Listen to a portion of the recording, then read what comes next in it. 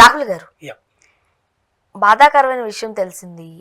పవన్ కళ్యాణ్ గారి అన్నా లెజినోవ్ కుమారుడు మార్క్ శంకర్ పవనోవిచ్ ఏదో గాయాల పాలయ్యారు, యాక్సిడెంట్ జరిగింది, కొంచెం గట్టిగానే దెబ్బలు తగిలాయి, అంటే ఇబ్బంది పడుతున్నారు.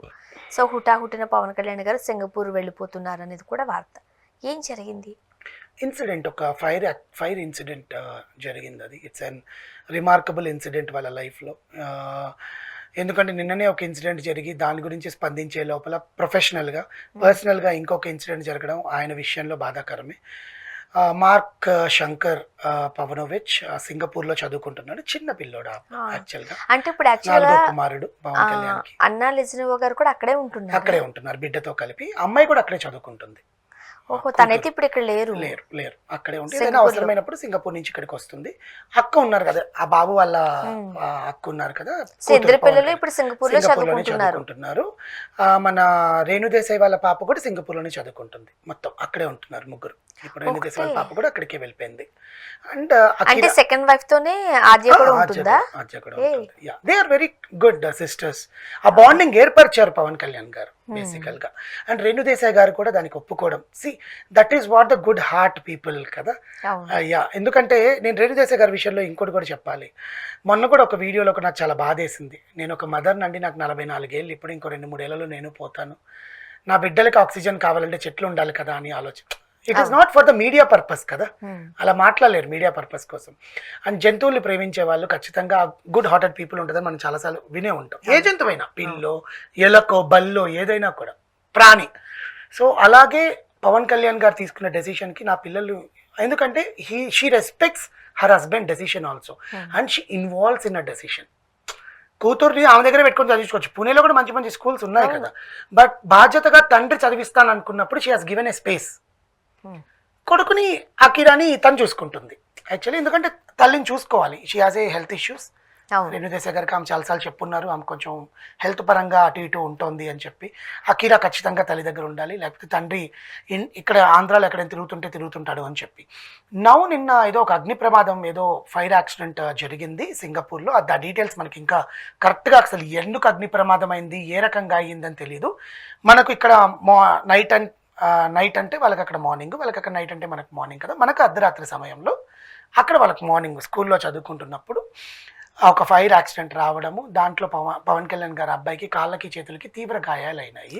హాస్పిటల్కి హుటాహుటిన అడ్మిట్ చేశారు. అన్నా లెజినోవ్ అక్కడే ఉంది. బట్ ఇక్కడ ఆశ్చర్యపోవాల్సిన విషయం ఏంటి అంటే, అల్లూరి గ్రామంలో ఆయన పర్యటిస్తున్నారు. యాక్చువల్గా అక్కడ ఉండే తాండా ప్రజలని, గిరిజనులని వాళ్ళకి సంరక్షించి అక్కడ అసలు ఏం జరుగుతోందా అనేది సంరక్షణ పర్యటన నిన్న, ఈరోజు, రేపు 3 రోజులు ఉండాలి. రేపు అల్లూరి వరకు ఉండి తర్వాత ఇంకో దగ్గరికి వెళ్ళాలి, ఇంకో ప్రాంతానికి వెళ్ళాలి ఆయన. ఆ ప్రాంతం అనేది విశాఖపట్నం జరిగిన పెందుర్తి జిల్లా దగ్గర ఉండే ప్రాంతం. అక్కడి నుంచే నిన్న వచ్చారు ఆయన బేసికల్గా. సో నిన్న విషయం ఏంటి అంటే, నిన్న యాక్చువల్గా ఆయన పెందుర్తి నుంచి వస్తున్నప్పుడు ఒక స్కూల్లో ఐఐటి జేఈ ఎంట్రన్స్ ఎగ్జామ్స్ ఉంటాయి కదా, ఆ ఎగ్జామ్స్ 8:30కి మొదలు అవ్వాలి. కొంతమంది ఒక 30 మెంబర్స్, 25 to 30 పీపుల్ 8:32కి వెళ్ళారు. సో ఎగ్జామ్ రాయనివ్వలేదు 2 minutesకి అని వాళ్ళు చెప్తున్నారు జనరల్లీ. బికాస్ దాని గురించి నివేదికను ఇవ్వండి అని పోలీస్ ఎస్పీకి వీళ్ళు చెప్పడము, ఎస్పీ దాని నివేదిక నిన్న ఈవినింగ్ లోపలే విత్ ఫుటేజ్ సబ్మిట్ చేసేసారు. ఇక్కడ నేను ఎందుకు మాట్లాడుతున్నా అంటే, నిన్నంతా మీడియా కూడా ఎగ్జామ్ జరుగుతుందని తెలిసి కూడా నువ్వు కాన్వాయ్ తీసుకొని అట్లా వెళ్ళి ఆంక్షలు పెడతావా డిప్యూటీ సీఎం అని మాట్లాడారు. కానీ నేను ఇచ్చిన ఫుటేజ్లో ఆయన వెళ్ళిన కాన్వాయ్కి వాళ్ళ ఎగ్జామ్ సెంటర్కి ఉన్న దారిలో రహదారులు ఏది మూసేయలేదు. వాళ్ళు నేను ఇచ్చిన ఫుటేజ్లో ఎవరైతే విశాఖపట్నం ఎస్పీ ఇచ్చారో ఆ ఫుటేజ్ని, ఆయన క్లియర్గా చెప్పింది ఏంటంటే, సర్వీస్ రోడ్లు మేము ఎప్పుడు బ్లాక్ చేయలేదు. అండ్ దట్టు ఎర్లీ మార్నింగ్ మీరు వెళ్ళింది 8:15 నిమిషాలకి, 8:12 నిమిషాలకి, 8:12 నిమిషాల నుంచి 8:30 వరకు మేము బ్లాక్ చేశాము. అది కూడా మీరు వెళ్ళే రోడ్ని, కానీ ఆ స్కూల్కి సంబంధించిన రోడ్ని మేము బ్లాక్ చేయలేదు. మరి ఎందుకు లేట్ అయిందంట విద్యార్థి? అదే నేను చెప్తున్నా. ఇప్పుడు ఒక పర్సన్కి అనుకుందామండి, ఒకరు ఇద్దరు 5 మెంబర్స్ అనుకుందాం. ఇప్పుడు 30 మెంబర్స్ అన్నాం కదా. 5 మెంబర్స్కి మేబీ ఏదైనా కార్యక్రమాల వల్ల పవన్ కళ్యాణ్ వస్తున్నారు, మేము చూడాలని చాలా మంది అనుకుంటారు, ఫోటోలు తీసుకున్న వాళ్ళు ఉంటారు కదా. అక్కడ ఏదైనా ట్రాఫిక్ జామ్ అయిపోయి వాళ్ళు లేటుగా వెళ్ళడం వల్ల పవన్ కళ్యాణ్ గారు వెళ్తున్నారు కాబట్టి వీళ్ళందరూ ట్రాఫిక్ జామ్ అయ్యారన్న సంఘటన కూడా అనుకోవచ్చు, it's might be. Okay. But వాళ్ళు ఎందుకు చెప్పారో తెలియదు. బట్ వాళ్ళు క్లియర్ గా నేను చెప్పింది ఏంటంటే కాన్వాయ్ వస్తుందని మమ్మల్ని ట్రాఫిక్ లో ఆపేశారండి అన్నారు. ఓకే.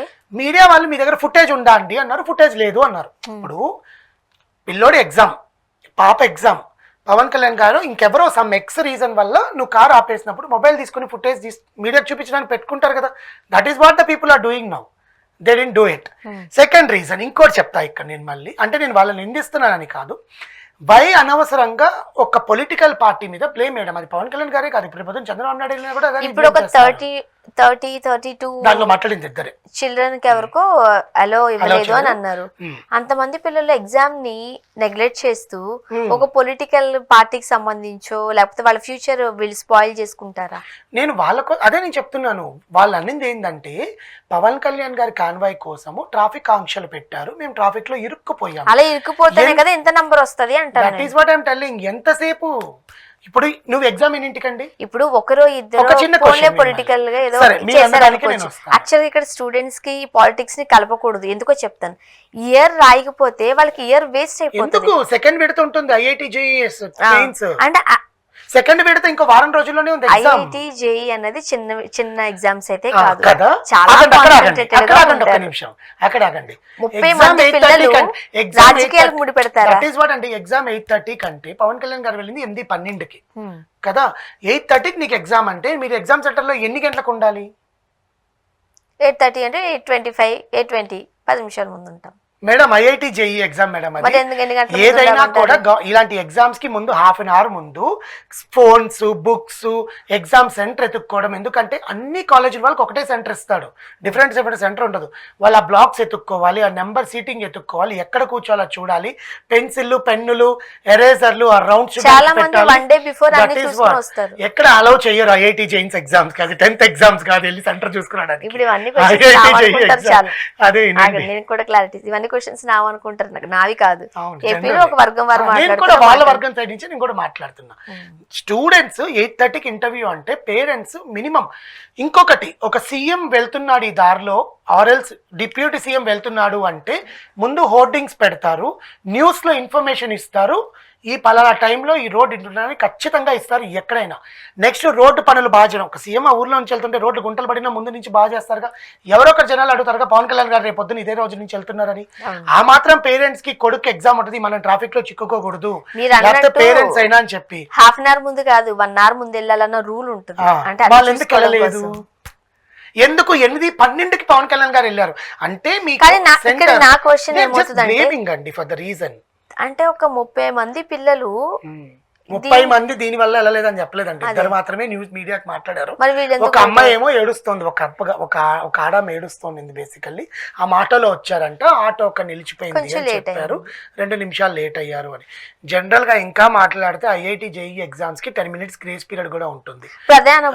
ఉంటుంది వాళ్ళు 2 నిమిషాలు అని చెప్తున్నారే కానీ మినిమం ఒక 20-25 minutes లేటే వెళ్ళుంటారు. 10 minutes గ్రేస్ పీరియడ్ ఉంటుందండి, దే కాంట్ స్టాప్. వాళ్ళకి రూల్ ఉంటుంది. ఎందుకంటే మనం ఇచ్చిన బుక్లెట్ ఉంటుంది కదా, ఎగ్జామ్ బుక్లెట్ మీద కూడా 10 నిమిషాలు లోపల వచ్చినా కూడా, ఎగ్జామ్ బిగిన్ అయిన 10 నిమిషాల లోపల వచ్చినా కూడా అనుమతించబడిన అని ఉంటుంది. సో దీన్ని బేస్ చేసుకుని నిన్న పవన్ కళ్యాణ్ గారు చాలా ట్రోల్ అయ్యారు. దాని మీద నివేదిక సంబంధించమన్నారు. నిన్న రాత్రి చూస్తే మళ్ళీ వాళ్ళ కొడుక్కి ఇట్లా ప్రమాదం అయిందన్నారు. ఆయన ముందు ఇక్కడ నేను పనులు పూర్తి చేసుకుని అక్కడ నా భార్య ఉంది చూసుకోవడానికి, అన్ని ఇన్ఫర్మేషన్స్ నాకు ఇస్తూ ఉంటుందన్నారు. రేవంత్ రెడ్డి గారు, చంద్రబాబు నాయుడు గారు, పలువురు, మోడీ గారు కూడా పవన్ కళ్యాణ్ గారికి కాల్ చేసి కొంచెం చిన్నపిల్లాడు కదండి, గాయాలని. సో ఆయన రేపు అల్లూరి పర్యటన అయ్యాక రేపు ఆయన ప్రైవేట్ ఫ్లైట్ లో సింగపూర్కి వెళ్ళాలనుకుంటున్నారు. మళ్ళీ ముఖ్యంగా ఇంకోటి చెప్తున్నాను, ఆయన పర్సనల్ పనులకి గవర్నమెంట్ ఇచ్చిన ప్రైవేట్ ఫ్లైట్ ని యూజ్ చేసుకోవట్లేదు. ఓహో, థ్యాంక్ యూ.